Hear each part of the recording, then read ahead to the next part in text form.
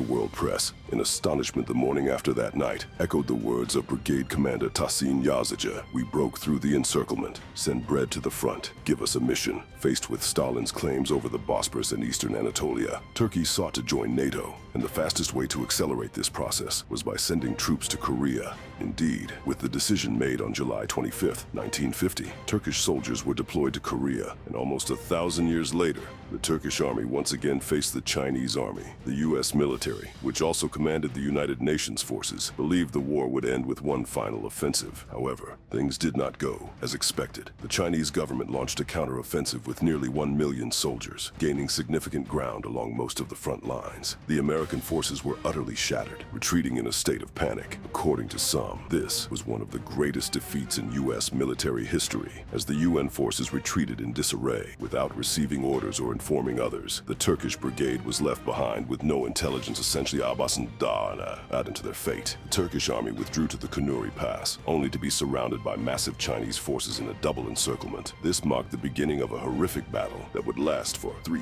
days and 3 nights. While repelling enemy attacks with ferocious bayonet charges, the Turkish soldiers also launched a daring raid to rescue captured U.S. Colonel Gumby and his troops from Chinese captivity. The unyielding resistance of the Turkish brigade became a lifeline for the retreating UN forces. Considered completely wiped out, the Turkish troops executed 2 breakthrough maneuvers, successfully escaping the encirclement and reaching their main headquarters. The world was stunned. Moscow radio addressed the Americans with a simple yet historic statement. This time, the Turks saved you. Meanwhile, Western newspapers, amazed by this extraordinary success, printed headlines declaring, "The ancient Turk rises again."